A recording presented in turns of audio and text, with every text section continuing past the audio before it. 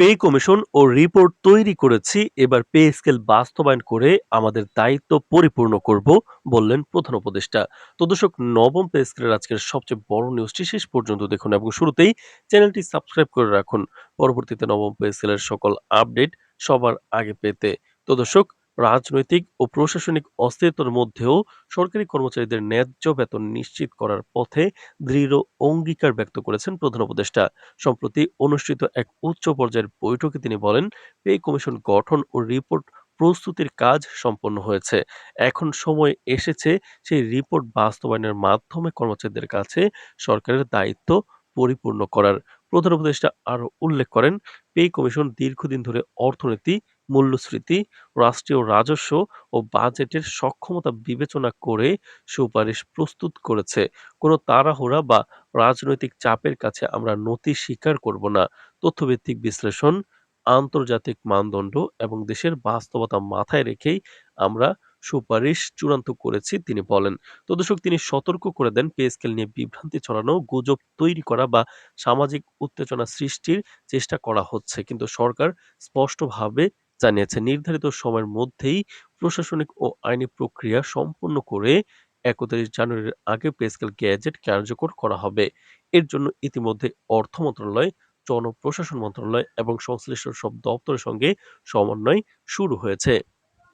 অর্থনৈতিক চাপের বিষয়েও প্রধান উপদেষ্টা আশ্বস্ত করেছেন। তিনি বলেন, নতুন পে স্কেল বাস্তবায়ন রাষ্ট্রের উপর অতিরিক্ত ব্যয়ের বোঝা বাড়াবে, কিন্তু আমরা এর জন্য বিকল্প আর্থিক পরিকল্পনা গ্রহণ করেছি।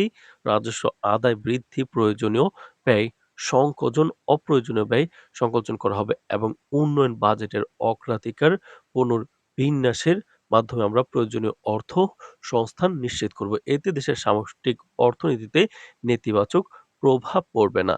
তো দর্শক, ভিডিওটির এই মুহূর্ত পর্যন্ত যারা দেখছেন, চ্যানেলটি সাবস্ক্রাইব করে রাখুন পরবর্তীতে নবম পে স্কেলের সকল আপডেট সবার আগে পেতে।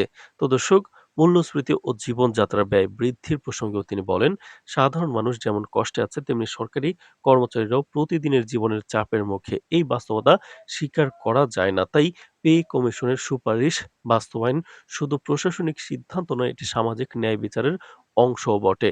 বৈঠকের সময় তিনি আরও উল্লেখ করেন, কর্মচারীদের ন্যায্য প্রাপ্য নিশ্চিত করা ছাড়া দেশের টেকসই উন্নয়ন সম্ভব নয়।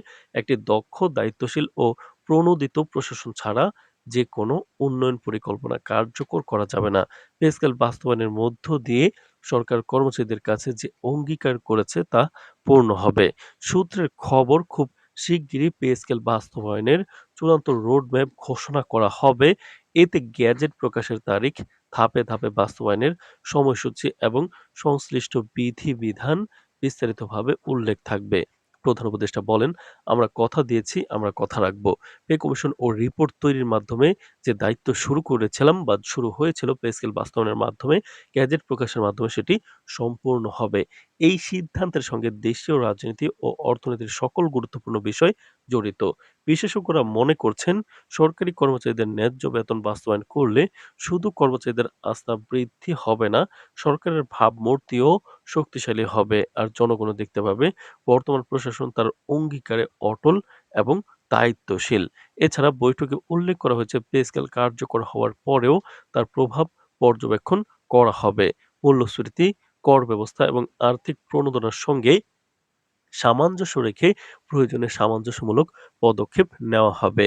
তো দর্শক, ভিডিওটির এই মুহূর্ত পর্যন্ত যারা দেখছেন, চ্যানেলটি সাবস্ক্রাইব করে রাখুন পরবর্তীতে নবম পে স্কেলের সকল আপডেট সবার আগে পেতে।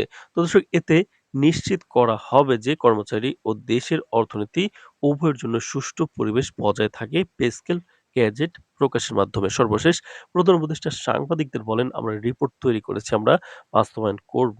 এই দায়িত্ব আমরা পূর্ণ করব। সরকারি কর্মচারীর অধিকার, দেশের আর্থিক সচ্ছলতা এবং সামাজিক ন্যায় বিচার সবকিছু আমাদের কাছে সমান গুরুত্বপূর্ণ। তো দর্শক, নবম পে স্কেল এবং মহার্ঘভাতার যেকোনো গুরুত্বপূর্ণ আপডেট সবার আগে পেতে চ্যানেলটি সাবস্ক্রাইব করে রাখুন। আজ এ পর্যন্তই। ধন্যবাদ।